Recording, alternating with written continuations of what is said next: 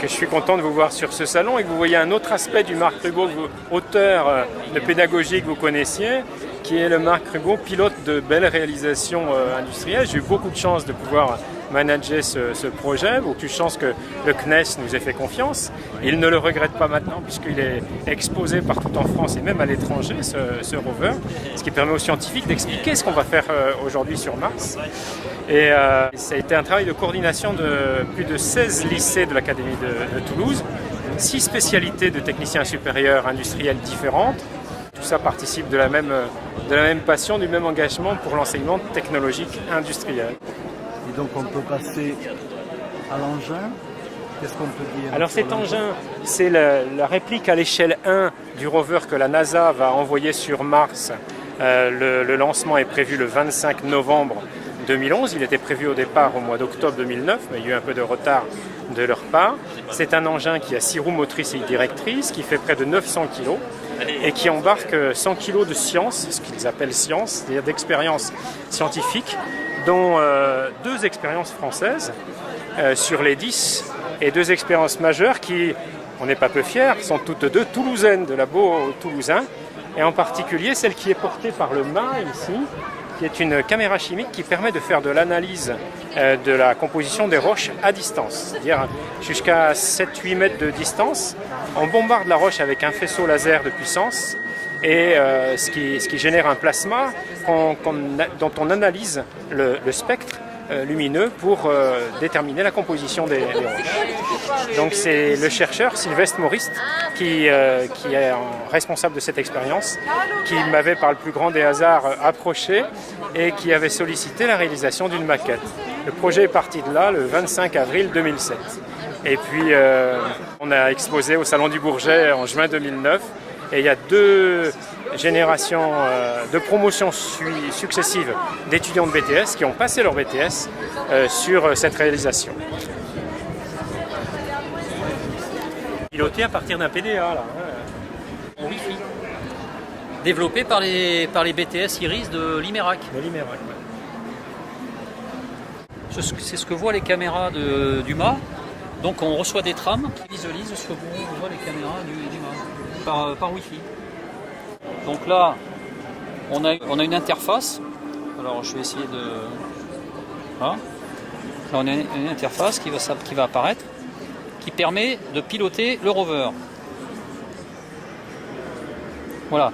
Donc là il y a 4 possibilités de le faire fonctionner. On peut le déplacer, le faire avancer, le faire tourner, le faire reculer. On peut orienter le mât, donc suivant 2 axes, en rotation de gauche-droite et au bas. On peut orienter une antenne qui simule la communication. Donc là par exemple je vais vous faire un déplacement du rover. Il suffit d'appuyer sur les petites flèches du iPad. Il pivote là, voilà. Maintenant je vais le faire une marche arrière. Voilà. Et là, je vais le faire reculer. On va le faire rentrer sur le terrain.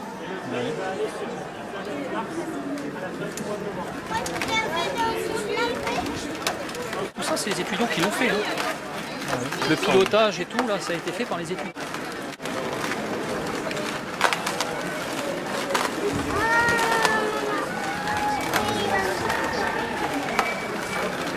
Voilà, donc là, je vais vous faire une démonstration du carottage. Donc là, je fais simuler le carottage. Alors vous voyez, on voit encore les caméras là, qui filment de là, les gens qui sont devant là. Bon là, la luminosité est peut-être pas très bonne, mais on restitue l'image sur le PDA. Donc là, j'exécute, hop, et le bras, voilà. Donc c'est un automate, hein. Il fait juste un mouvement préprogrammé. Donc il simule, et au bout là, il y a une petite perceuse enfin, qui simule la prise d'échantillons sur Mars.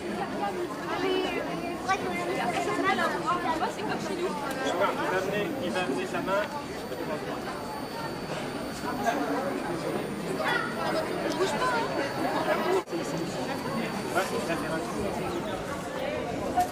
Là, on simule le carottage en fait. Hein. En fait, c'est une mèche creuse, hein, donc ça récupère l'échantillon à l'intérieur. Et après, il va vider l'échantillon dans les petits réceptacles qu'on voit, enfin le vrai, hein, Et à l'intérieur, il y a un laboratoire d'analyse d'échantillons qui va permettre de comprendre ce qu'il y a comme minéraux et ce qu'il y a comme organique à l'intérieur. Le but étant de trouver des molécules à base de carbone et d'hydrogène qui sont à l'origine de la vie, quoi. C'est ce qu'on cherche un peu, voir si la planète Mars a pu un jour avoir les conditions de recevoir du vivant. On ne cherche pas la vie, mais on cherche les conditions. Donc ça, c'est le deuxième mouvement qu'on peut opérer. Après, on peut opérer un tir laser, simuler un tir laser. Voilà, là il est peut-être un peu haut, donc je vais essayer de le descendre. Voilà. Voilà, donc je vais essayer de tirer au laser, là. Hop, je fais un tir. Bon, je fais un tir. Vous voyez la lampe rouge, je ne sais pas si je l'ai sur moi. Voilà, oui. Regardez, sur la chemise là. Hop, je recommence. Hop là, vous voyez, le laser qui tire là. Donc ça simule le tir laser qui sera réellement fait par notre instrument. Mais c'est un laser puissance, hein, donc là on va vaporiser la roche. Hein. Donc là on va faire un plasma, donc on va avoir une lumière, on va chauffer très très fort la roche, donc on a une lumière qui va être recaptée par l'optique et qui sera analysée par des spectromètres pour déterminer quels sont les minéraux qu'il y a dans la roche.